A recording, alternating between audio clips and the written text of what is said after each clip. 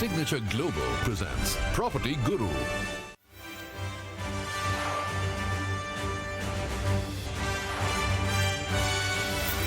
Hello welcome and बहुत बहुत स्वागत है आपका। आप देख रहे हैं property Guru presented by signature global. आपके साथ मैं हूं विपिन भाई और आज एक बार फिर से आपके लिए है प्रॉपर्टी गुरु स्पेशल, जहां पर हम बात करते हैं थोड़ा रूटीन से हटकर, मतलब आपके फ़ोन कॉल्स, आपकी पर्सनल जो सवाल होते हैं, घर का खरीदना बेचना, दुकान मकान ज़मीन एक्सेट्रा, उससे आगे थोड़ी सी बात करते हैं ताकि आपको रियल एस्टेट सेक्टर की एक अंदर की तस्वीर देखने को मिले कि एग्जैक्टली आपका ये पूरा सेक्टर काम कैसे कर रहा है। बहुत सारी चीज़ें शायद आपसे डायरेक्टली रिलेटेड ना हो, लेकिन उनका इम्पैक्ट जब आप घर खरीदते हैं, दुकान खरीदते हैं, ज़मीन खरीदते हैं, उस पर आता है। तो अगर वो चीज़ें भी आपको पता होंगी तो आप एक बेहतर और इन्फॉर्म्ड डिसीजन ले पाएंगे। और आज भी ऐसी एक बातचीत करने वाले हैं।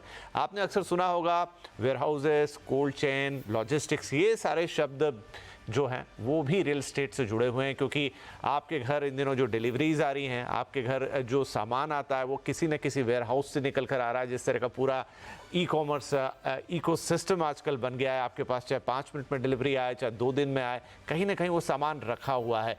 तो एक पूरा कंप्लीट चेन है of logistics, industrial parks etcetera, जो रियल एस्टेट का एक बड़ा हिस्सा बनाता है। मैंने जैसा कहा, डे टू डे में शायद हमें इसकी ज़रूरत नहीं पड़ती, लेकिन ये आपकी उन तमाम चीज़ों को इम्पैक्ट करता है रियल एस्टेट की, जिससे आप डील करते हैं। तो इसी को आज थोड़ा समझेंगे। एक ताज़ा रिपोर्ट है सेविल्स इंडिया की तरफ, जो कि देश के अंदर इंडस्ट्रियल और लॉजिस्टिक्स रियल एस्टेट को डिफाइन कर रही है, बता रही है क्वार्टर वन मतलब जनवरी से मार्च तक का वो वक्त कि इस समय देश में इस तरह के रियल एस्टेट की डिमांड कैसी रही। और एक और बात, ये डिमांड इकोनॉमी का बहुत बड़ा इंडिकेटर भी है। हमारी इकोनॉमी कैसा कर रही है वो इस डिमांड से भी पता चलता है, जो अक्सर हम बातचीत नहीं करते। तो चलिए ये सारी बातचीत आज हम करेंगे। और इसके साथ हमारे लिए आज स्टूडियो में मौजूद हैं अरविंद नंदन साहब, MD research and consultancy Savills India. Sir बहुत बहुत स्वागत है आपका। और बड़ा इंटरेस्टिंग होगा ये, क्योंकि आमतौर पर अक्सर जब हम आपसे बात करते हैं तो वो रूटीन वाली रियल एस्टेट की बातें होती हैं, जिसमें घर का खरीदना बेचना या फिर दुकान या बहुत हुआ तो ज़मीन। लेकिन आज थोड़ी अलग बात करेंगे और इनफैक्ट ये रिपोर्ट आपकी तरफ से आ रही है। तो मैं जानना चाहूँगा सबसे पहले तो कि जब हम बात करते हैं लॉजिस्टिक्स की, इंडस्ट्रियल की और रियल एस्टेट का ये कंपोनेंट, ये कैसे बाकी की चीज़ों को इम्पैक्ट करता है? क्योंकि मैंने आपकी रिपोर्ट में पढ़ा, उसमें पहली लाइन ही कि हमारी जो इकोनॉमी है वो बेटर कर रही है, और उसका एक सिग्नल आपको इस रिपोर्ट में मिलेगा। जी जी जी, बहुत अच्छा सवाल किया आपने। और किसी भी चीज़ को समझने से पहले उसका आधार समझ लेना अच्छा होता है। देखिए विपिन जी, ये तो कॉमन नॉलेज हो गई है कि हमारी इकोनॉमी 6.5-7% के आसपास ग्रो कर रही है, कई सालों से, आगे भी शायद करती रहेगी। अब इस इकोनॉमी के 2-3 बड़े हिस्से हैं। तो एक हिस्सा तो एग्रीकल्चर है, जो हम सब जानते हैं। एक बड़ा हिस्सा सर्विसेज का है, जिसके बारे में हम बात करते रहते हैं, 55-60%। लेकिन एक बहुत बड़ा हिस्सा हमारा मैन्युफैक्चरिंग का है, और जिसको हम सेकेंडरी इकोनॉमी कहते हैं। अब सेकेंडरी इकोनॉमी जो है वो चलती है मेनली मैन्युफैक्चरिंग से। अब मैन्युफैक्चरिंग जब होती है, चाहे वो आईफोन की मैन्युफैक्चरिंग हो, चाहे पेपर हो, चाहे जो भी सामान हो, हम टेबल कुर्सी जो लेके बैठे हैं, कहीं ना कहीं बन के आया है। वो सारी बनाने की जो प्रक्रिया है वो सेकेंडरी सेक्टर में होती है। अब जब सामान बनता है तो सामान बन के फैक्ट्री से निकल के कहीं जाएगा, तो उसके लिए लॉजिस्टिक्स की ज़रूरत पड़ती है, यानी कि ट्रांसपोर्टेशन चाहिए और बीच बीच में उसे स्टोरेज चाहिए। ये जो होता है, ये पूरा इंडस्ट्रियल और लॉजिस्टिक्स का जो हम कहते हैं एक ताना बाना है, वो इन्हीं सबसे बना हुआ है। हमने जो हम लोग करते हैं वो ये करते हैं कि हम हर 3 महीने में इस सेक्टर में जो रियल एस्टेट है, जो कि बहुत बड़ा आधार है इस सेक्टर के फलने फूलने के लिए, उसमें क्या चल रहा है ये हम देखने की कोशिश। तो एक छोटा सा सवाल यहाँ सप्लीमेंट्री दर्शकों की सहूलियत के लिए, कि जब आप लॉजिस्टिक और इंडस्ट्रियल रियल एस्टेट की बात करते हैं तो उसमें क्या क्या शामिल होगा? सबसे पहले तो उसमें हो गया जो भी फैक्ट्रीज बन रही हैं वो सारी आ गई। ठीक है, तो वो मैन्युफैक्चरिंग में आप कह सकते हैं कि इंडस्ट्रियल या मैन्युफैक्चरिंग से वो रिप्रेजेंट हो गया। और बाकी सारा जितना भी कुछ है वो सारा कुछ वेयर हाउसिंग के डेफिनेशन के अंदर समा गया। जहां पर आप कह रहे हैं एक तो सामान बन गया, और फिर दूसरा जब वो ट्रांसपोर्टेशन में है या कहीं और है तो इसका स्टोरेज जो हो रहा है वो वेयर हाउसिंग, वो इसका हिस्सा होगा। एक एक्सटेंडेड फॉर्म है जिसे आजकल डार्क स्टोर्स कहने लगे हैं। जैसे हमने देखा है ब्लिंकिट है और इस तरह के कई 10 मिनट में डिलीवरी करने वाले हैं। राइट। ये कहाँ से डिलीवरी करते हैं? अब मान लीजिए अगर आप मुंबई में रहते हैं और आपका सामान कहीं 30-40 किलोमीटर से आ रहा है तो 10 मिनट में तो नहीं आएगा आ सकता। तो ये आपके रेजिडेंशियल एरियाज के अंदर छोटे छोटे स्टोर बनाए जाते हैं। ओके, हो सकता है कोई बहुत पुराना छोटा सा स्कूल हो जो आज की तारीख में ना चल रहा हो, वो कन्वर्ट हो जाएगा। तो वो भी इंक्लूड होता है इस? वो इसमें नहीं है, मैं वहीं आ रहा था। वो इसके अंदर नहीं, क्योंकि वो अपने आप में एक बहुत बड़ा अलग पोर्टफोलियो है। तो ये हैं जो बड़े वेयर हाउसेज हैं जहां पर मैन्युफैक्चरिंग होके सामान आके स्टोर होता है, फिर वहां से आगे डिस्ट्रीब्यूट होता है। लेकिन सहूलियत के लिए जैसे आपने कहा ब्लिंकिट तो 5-10 मिनट वाली डिलीवरी है, लेकिन जो इतने दिनों से हम ई कॉमर्स करते हैं, वो इसमें अमेजॉन हुआ, फ्लिपकार्ट हुआ, जियो हुआ, ये सब हैं, उनके वेयर हाउसेज हम देखते हैं कि हमारे शहर से थोड़ा, जैसे अब अगर हम मुंबई में बैठे हैं तो भिवंडी में काफ़ी सारे वेयर हाउसेज हैं, और दूसरे शहरों में भी ऐसा होगा। बेसिकली वो वाला रियल एस्टेट उनकी बात कर रहे हैं, बिल्कुल ठीक कहा आप। तो हो सकता है सोना में हो, यहाँ है, हो सकता है बैंगलोर के बाहर कहीं हो। तो ऐसे जो बड़े बड़े वेयर हाउसेज स्टोर्स हैं, क्योंकि उनके थ्रू एक तरीके से आप कह सकते हैं कि पूरे शहर की सप्लाई होती है जी। अगर वो ना हो तो फिर अंदर के और ये हमारी मॉडर्न इकोनॉमी का हिस्सा ये है। हमारी मॉडर्न इकोनॉमी की बहुत बड़ी धुरी है। राइट, तो चलिए इस रिपोर्ट पे आते हैं कि अब ये रिपोर्ट कह रही है कि जो फर्स्ट क्वार्टर है 2025 का, उसमें ऑलमोस्ट 18% से या उससे थोड़ी ज़्यादा की ग्रोथ दिखी है एज कम्पेयर टू 2024। वो नंबर्स आप हमारे साथ शेयर। जी हाँ जी। तो देखिए इस बार बेसिक आंकड़ा ये है कि 16 मिलियन यानी कि आप कह सकते हैं 1.6 करोड़ इतने स्क्वायर फुट की लीजिंग हुई है इंडस्ट्रियल मैन्युफैक्चरिंग सेक्टर में, जो कि अपने आप में जो 2024 का क्वार्टर वन था उससे 18% ज़्यादा है। तो लगभग समझ लीजिए कि करीब करीब 1/5 यानी कि 20% के आसपास ज़्यादा है। और ये तब हो रहा है जबकि हमने इस साल के शुरुआत से एक अनसर्टेनिटी का माहौल देखा है लोगों के मनों में जी। कि पता नहीं क्या होगा, दुनिया भर में इतने सारे चेंजेस हो रहे हैं, लेकिन ये उसके बावजूद है। एक चीज़ और बता दूं, 2024 के एंड में टोटल जो लीजिंग हुई थी वो अपने आप में एक ऑल टाइम हाई रिकॉर्ड थी। वो करीब करीब 65 मिलियन की थी और वो उससे पिछले साल से 30% ज़्यादा थी। ओके, तो इस तरह की ग्रोथ इस सेक्टर में एक बहुत बड़ा इंडिकेटर है। अगर हम आपकी पुरानी बात पे आ जाएं कि हमारे देश में जो ग्रोथ चल रही है वो ग्रोथ सिर्फ सॉफ्टवेयर बनाने से नहीं आ रही है, वो ग्रोथ आ रही है सेकेंडरी सेक्टर की ग्रोथ से। अब अगर आप और पीछे चले जाएं तो मेक इन इंडिया आप नाम ले लें या ऐसा कोई भी आप नाम ले लें, लेकिन उस सब का एक ये परिणाम है, उसी का रिजल्ट है कि आपकी मैन्युफैक्चरिंग सेक्टर में जो ग्रोथ है वो दिखाई पड़ रही है।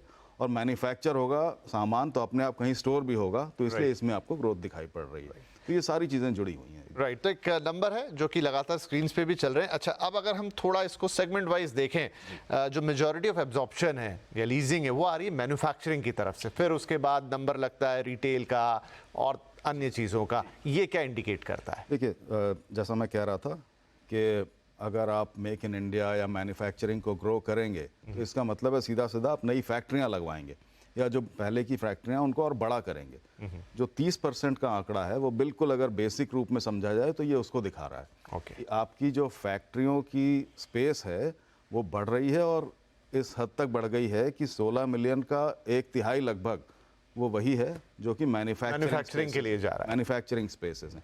बाकी सारा वेयर हाउसिंग की ग्रोथ को दिखा रहा है। अब वेयर हाउसिंग में बहुत सारे हिस्से हैं अलग अलग। तो एक टर्म होता है 3PL यानी कि थर्ड पार्टी लॉजिस्टिक्स। जी हाँ, 3PL ये भी आया था इसके अंदर। राइट, तो 3PL जो है वो आप कह सकते हैं मैन्युफैक्चरिंग के बाद सबसे बड़ा कंपोनेंट वही है। तो थर्ड पार्टी लॉजिस्टिक्स वो कंपनियां हैं जो कि खुद मैन्युफैक्चर नहीं करती लेकिन वो स्टोरेज बनाती हैं और स्टोरेज को ऑपरेट करती हैं। और उसको ऑपरेट करने वाली कंपनियां जो हैं वो थर्ड पार्टी लॉजिस्टिक्स कंपनियां हैं। उनसे आप दूसरी कंपनियां लीज कर लेती हैं। हो सकता है गूगल उनसे लीज कर ले, अमेजॉन लीज कर ले, कोई भी कंपनी उनसे हो सकता है लीज कर ले, हो सकता है कि कोई मैन्युफैक्चरिंग कंपनी लीज कर ले। तो उनका काम होता है वो बनाकर उसको फर्दर लीजिंग करती हैं। तो थर्ड पार्टी लॉजिस्टिक्स एक बहुत बड़ा प्लेयर है। इसको आप कुछ इस तरह से समझ लें जैसे कोवर्किंग ऑफिस में कोवर्किंग प्लेयर्स होते हैं। तो वो स्पेसेस को लीज करके फिर उसके अंदर तमाम अलग अलग यूजर्स को दे देते हैं। तो ये यूजर्स को लीज कर देते हैं फर्दर। तो ये एक बहुत बड़ा एक इंस्टीट्यूशनलाइज्ड पार्ट है इस सेक्टर का जो बहुत बड़ा रोल प्ले करता है, सिर्फ हमारे यहाँ नहीं दुनिया के हर देश में।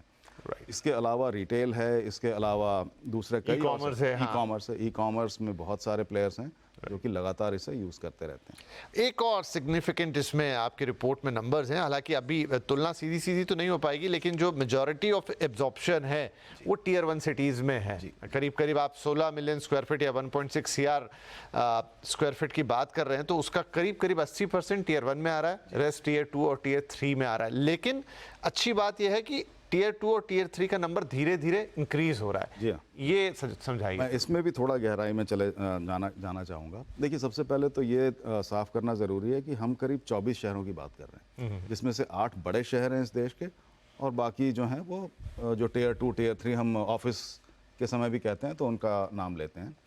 अब होता ये है कि जो बड़े साइज़ के वेयर हाउस बन रहे हैं या बड़ी मैन्युफैक्चरिंग बन रही हैं, वो ज़्यादातर बड़े शहरों के इर्द गिर्द बन रही हैं, इसलिए यहाँ ज़्यादा दिखाई पड़ता है। इसका ये कतई मतलब नहीं है कि इस देश में जो 50-60 और जो टियर 2 टियर 3 शहर हैं वहाँ ग्रोथ नहीं हो रही है, वहाँ भी हो रही है।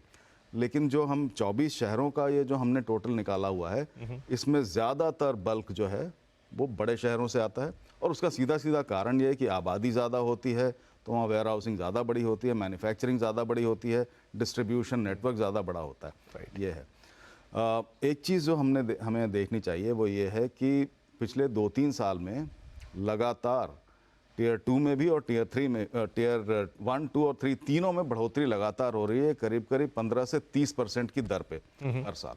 वो इस बार भी दिखाई पड़ रहा है। तो अगर आप देखें तो टियर 2 टियर 3 में भी करीब करीब 10% की ग्रोथ है। ऐसा नहीं है कि वहाँ ग्रोथ नहीं, वहाँ ग्रोथ आ रही है। बस ये है कि अभी जैसा आपने एक्सप्लेन भी किया कि अभी मेजॉरिटी ऑफ जो फंक्शनिंग है वो टियर 1 सिटीज के आसपास ज़्यादा है, आबादी और घनत्व तो बहुत है। हाँ। तो इसलिए वहाँ पर आई थिंक ये पुराने इंडस्ट्रियल सेंटर भी है। फॉर एग्जांपल आपकी रिपोर्ट जो कह रही है, अगर हम इसे सिटी वाइज देखें तो दिल्ली एनसीआर सबसे ज़्यादा, नंबर 2 पे है मुंबई, नंबर 3 पे है पुणे, फिर और भी शहरों के नाम हैं। तो ये तीनों ही शहर हम जानते हैं कि अपनी अपनी जगह पर अपने अपने क्षेत्र में बड़ा एक मुकाम रखते हैं। बिल्कुल। तो ये तो मेरा ख्याल इसमें कोई सरप्राइज़ नहीं है, कोई आश्चर्य नहीं है। अगर आप देखें तो सबसे ज़्यादा आबादी इन्हीं शहरों में है। दिल्ली यानी कि एनसीआर जी, अधिकतर आप देखेंगे दिल्ली का नंबर सबसे ऊपर होता है। इस बार मुंबई भी काफ़ी ऊपर है। तो वो उसका भी कारण यही है कि जो सेकेंडरी सेक्टर की ग्रोथ है वो बहुत ज़्यादा है इन एरियाज में। और मुंबई पुणे तो लगभग ट्विन सिटीज़ की तरह हो गया। राइट। तो मुंबई पुणे आप एक साथ देख लें, दिल्ली देख लें, और इसके अलावा बेंगलोर का भी काफ़ी ऊंचा है स्थान। तो इन सब में और लगातार इनमें ग्रोथ आती जा रही है। मैं पिछले अगर 2-3 साल का जिक्र करूं तो हर साल आप देखेंगे कि ये 2-3 शहर बहुत ऊपर हैं। चेन्नई भी काफ़ी ऊपर रहता है। चेन्नई में भी मैन्युफैक्चरिंग बहुत होती है, ऑटोमोबाइल सेक्टर है और काफ़ी कुछ है। तो इन सभी शहरों में लगातार ग्रोथ है। हाँ, इनफैक्ट सप्लाई साइड पे अगर देखें तो चेन्नई और बेंगलुरु, मतलब अभी तो हमने एब्जॉर्प्शन साइड पे बात की तो उसमें हमें नंबर 1 पे एनसीआर मिल गया, नंबर 2 पे मुंबई, फिर पुणे आ गया।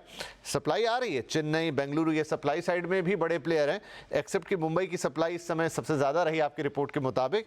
लेकिन फिर अगर आप नंबर देखें तो उसमें टियर 2 टियर सिटीज़ का भी अच्छा नंबर है, और चेन्नई बेंगलुरु जैसे शहर उसमें फिर नीचे से। एक्चुअली टियर 2 टियर 3 को अगर आप एक साथ देखें तो उनका वॉल्यूम किसी भी एक शहर से ज़्यादा आ रहा है। तो इसलिए वहाँ पर भी काफ़ी ग्रोथ की उम्मीद बनी हुई है फिलहाल। और जैसे जैसे आपका सेकेंडरी सेक्टर ग्रो करेगा जी, तो वो टियर 2 टियर 3 में ही ग्रो करेगा, टियर 1 में बहुत ग्रो नहीं कर सकता। राइट। तो जितने शहर हैं छोटे उनमें आगे बहुत ग्रोथ देखने को मिल सकती है। चलिए, इस पर हम जब आपका कंक्लूडिंग रिमार्क लेंगे उस पर फिर से आऊँगा कि day to day real estate को इस पूरी प्रक्रिया से या पूरे जो जिस पे हम बातचीत कर रहे हैं उससे कैसे रिलेट करके देखेंगे। कुछ प्रेडिक्शंस भी हैं आपकी रिपोर्ट में। आपने शुरू में एक आंकड़ा दिया शायद 65 मिलियन स्क्वायर फीट का। अब ये रिपोर्ट आपकी कह रही है कि 2025 का जो क्लोज होगा तो टोटल जो एक्यूमुलेटिव नंबर होगा वो 70 मिलियन स्क्वायर फीट से ज़्यादा का आएगा, यानी ग्रोथ बरकरार रहेगी। जी हाँ, 70 मेरा ख्याल है एक बहुत कंजर्वेटिव एस्टिमेट है, शायद उससे ज़्यादा हो। उससे ज़्यादा होने की उम्मीद बहुत है। देखिए, हम ना कई फैक्टर्स को हम नज़रअंदाज कर बैठते हैं। हमें लगता है कि टैरिफ वॉर शुरू हो गई है या कुछ और होने लगा है तो शायद इस साल इकनॉमी गिर पड़ेगी। इकनॉमी ओवरऑल चाहे जैसा भी करे, अगर मान लीजिए किसी वजह से आपके एक्सपोर्ट्स में कुछ दिक्कत आएगी भी, डोमेस्टिक मार्केट आपका इतना बड़ा है कि वो बहुत कुछ अब्जॉर्ब कर लेगा। तो 70 मिलियन कोई बड़ी बात नहीं है, मेरे हिसाब से इससे कहीं ज़्यादा हो सकता है। राइट और जो डिमांड भी ड्राइव होगी उसमें फिर अगेन मैन्युफैक्चरिंग अगेन आपकी रिपोर्ट कहती है कि वो उसको लीड करेगा। उसके अलावा फिर एफएमसीजी है, रिटेल है, एफएमसीडी और अदर सेगमेंट्स फिर फॉलो अप में करते हैं। इट मीन्स कि अगर हम इकोनॉमी के पॉइंट ऑफ व्यू से देखें तो वो चीज़ें मैन्युफैक्चरिंग और बाकी सब जो अलग अलग सेक्टर्स हैं वो अपनी रफ्तार को पकड़े हुए हैं थ्रू आउट द ईयर। मैं तो एक्चुअली अगर मैं थोड़ा सा रिस्क लूँ तो मैं ये कह सकता हूँ कि 1-2 साल की बात नहीं है, आप 10 या 15 साल ले लीजिए, हो सकता है 20 साल ले लीजिए, आप इस देश में 2 चीज़ों को लगातार ग्रो करता देखेंगे। एक तो मैन्युफैक्चरिंग हो गई, दूसरा इंफ्रास्ट्रक्चर हो गया।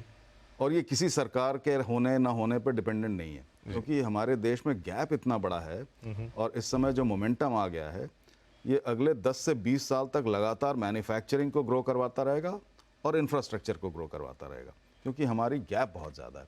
राइट पावर सप्लाई जैसे पावर की हमारी जो रिक्वायरमेंट है वो इतनी है कि आप उसमें मतलब चाहे जितना करें उतना कम है, जितना करते जाए उतना कम होगा। राइट और इनफैक्ट जो आपकी कंक्लूडिंग रिमार्क है आउटलुक के उसमें ये भी है कि टीयर 2 टीयर 3 सिटीज़ को बहुत ज़्यादा इसमें ग्रोथ मिलने की उम्मीद है, वहाँ पर से काफ़ी डिमांड आएगी। नाउ टू कंक्लूडेड, जो भी हमने बातचीत की, अब मान लीजिए मैं घर खरीदार हूँ या मैं ज़मीन लेना चाहता हूँ, प्लॉट लेना चाहता हूँ या दुकान वगैरह लेना चाहता हूँ, वो मेरे डिसीजंस इस सारी हैपनिंग से कैसे कोरिलेट करके देखूँ? देखिए, अगर आप इस बात से वाकिफ़ हैं, जैसा मैंने कहा कि आगे इन सब सेक्टर्स में ग्रोथ होनी है, तो आप घर खरीदते समय या किसी शहर में मूव करते समय, किसी नई जॉब को लेते समय आप ये बड़ी आसानी से देख सकते हैं कि वहाँ पर आगे किस तरह का सेकेंडरी सेक्टर में प्लान हो रहा है, ग्रोथ प्लान हो रही है, और दूसरा इंफ्रास्ट्रक्चर किस तरह का बन रहा है। ये दोनों चीज़ें एक दूसरे की पूरक हैं और इनसे ही बाकी का रियल एस्टेट तैयार होता है। हमने कई बार आपके प्रोग्राम में भी कहा है कि मकान, घर जो होता है वो सिर्फ दीवारों और छतों से नहीं बनता है, वो बनता है इकोनॉमिक एक्टिविटी से, और इकोनॉमिक एक्टिविटी ये है जिसकी बात हम आज कर रहे हैं। जहाँ इकोनॉमिक एक्टिविटी होगी या होने वाली होगी, वहाँ आपका घर या आपका कोई भी निवेश अच्छा ग्रो करेगा। लेकिन जहाँ इकोनॉमिक एक्टिविटी मान लीजिए सैचुरेशन पे आ गई है या समाप्त हो चुकी है, वहाँ ग्रोथ नहीं होगी। तो अगर आप एक बिल्कुल मेरा ख्याल है हर चीज़ को भूल जाएं, आप सिर्फ ये देखना चाहें कि मैं कहाँ इन्वेस्ट कर दूं या कहाँ जाकर रहने लगूं, तो आप उस जगह पे जाएं जहाँ पर आगे इकोनॉमिक एक्टिविटी, ख़ास करके सेकेंडरी सेक्टर की इकोनॉमिक एक्टिविटी होने वाली है। आपका वो इन्वेस्टमेंट कभी गलत नहीं होगा। आप हो सकता है कि 30% की जगह सिर्फ 15% पे ग्रो करें, लेकिन ये नहीं होगा कि आपका नेगेटिव हो जाए या थम जाए, अनलेस एंड अनटिल कि आपने इलीगल या कोई गलत प्रॉपर्टी ले ली हो। तो ये बिल्कुल सीधा सा रिलेशन है। जहाँ सेकेंडरी सेक्टर में ग्रोथ है, जहाँ इंफ्रास्ट्रक्चर में ग्रोथ है, वहाँ आपका कोई भी रियल एस्टेट इन्वेस्टमेंट गलत नहीं हो सकता। राइट चलिए, तो आज तो बहुत ज़्यादा वक्त नहीं था, एक छोटी सी बातचीत हमने की, समझ लीजिए कि बड़ी पिक्चर का एक ट्रेलर जैसा था आज। लेकिन आगे हम इस पर थोड़ा और डीप जाएंगे, अरविंद जी को बुलाएंगे और उनके साथ अब फिर सिटी वाइज बात करेंगे। आपके भी मन में सवाल आ रहा होगा कि जब उन्होंने कहा कि ऐसे शहर में जाएं जहां इस तरह की डेवलपमेंट हो रही, तो फिर वो कौन से शहर हो सकते हैं? अभी 24 शहरों की बात हुई, किस शहर में कितना पोटेंशियल है, किस लेवल की एक्टिविटी हो रही है?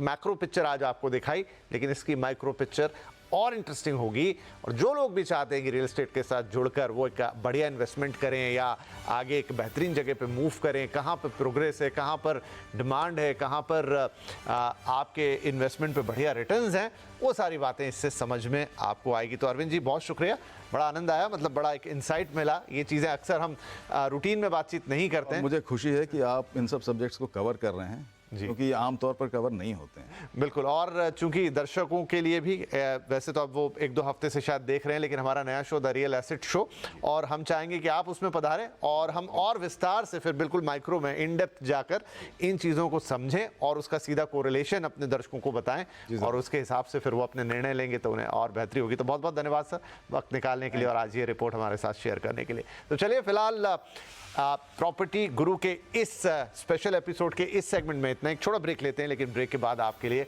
कुछ स्पेशल है।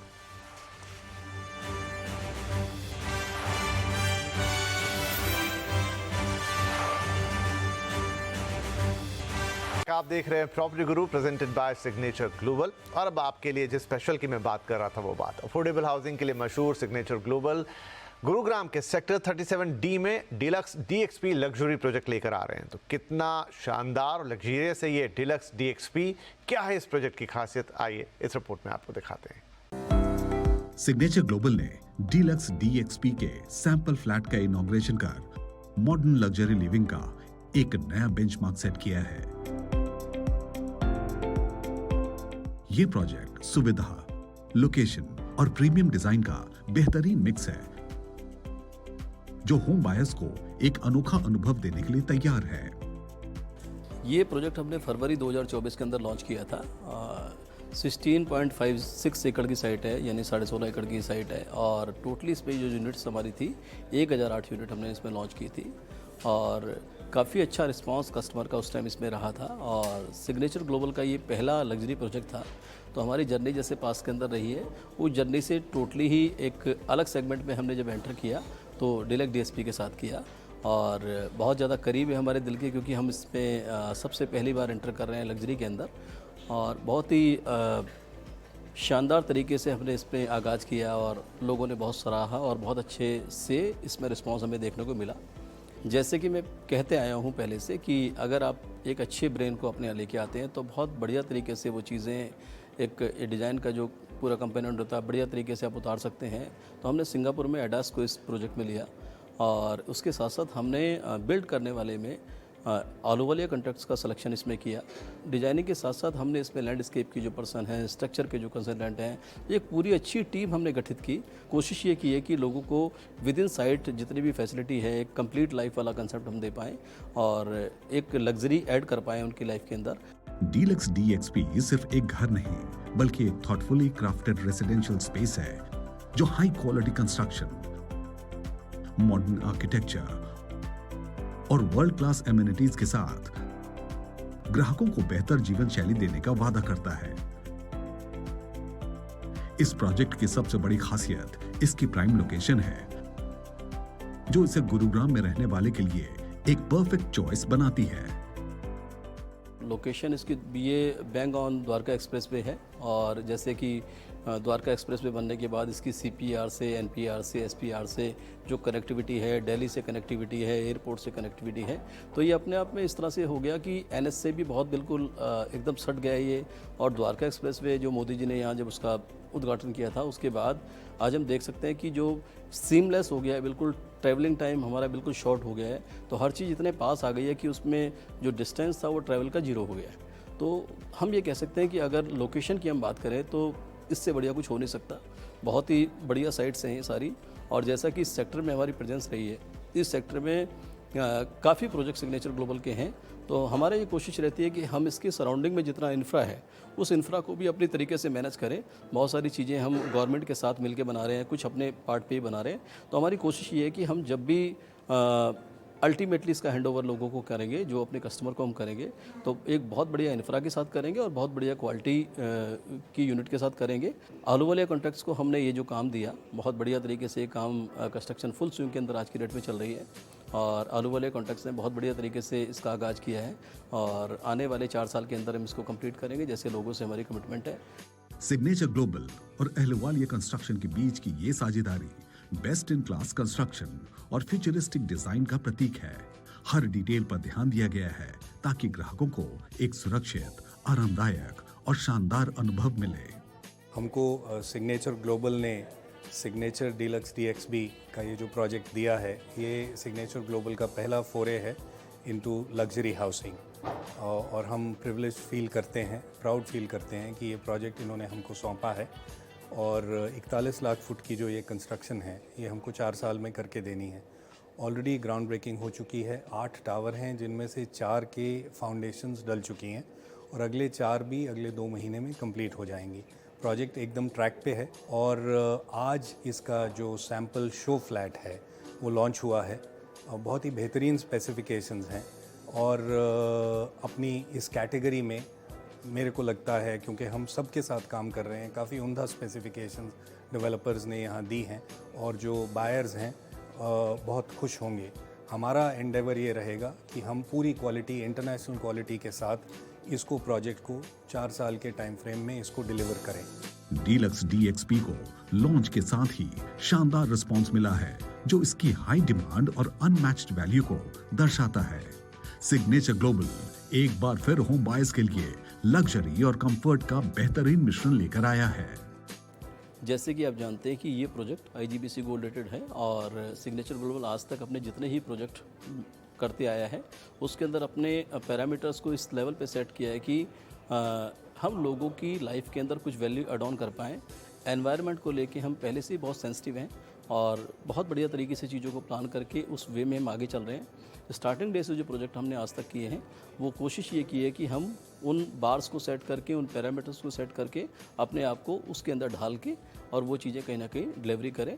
इसीलिए इस प्रोजेक्ट के अंदर भी IGBC गोल्ड रेटेड के तहत जितने भी पैरामीटर हैं हम उसको फॉलो कर रहे हैं और हम कोशिश कर रहे हैं कि ग्रीन के एस्पेक्ट में जितनी सारी चीज़ें हैं हम उसको मैक्सिमम तरजीह दें, मैक्सिमम जगह दें और एक एमिनिटीज़ जो है एमिनिटीज़ के साथ साथ ये वाली चीज़ भी हम उसमें ऐड ऑन करके एक टोटलिटी में एक इस तरह की सोसाइटी डेवलप उनको करके दें कि जिसमें उनके आने वाले समय के अंदर एप्रिशिएशन भी हो और उनकी लाइफ के अंदर वैल्यू एड ऑन भी हो पाए।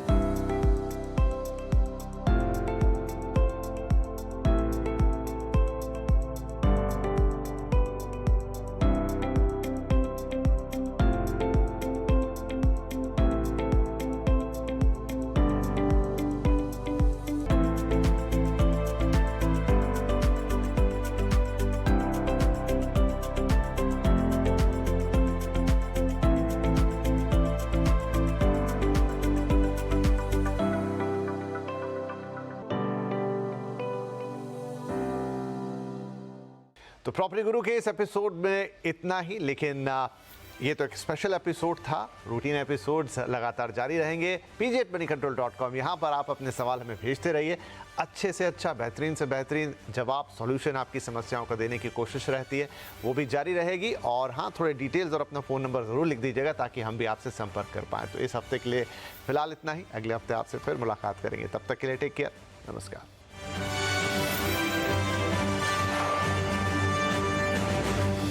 Signature Global presents Property Guru.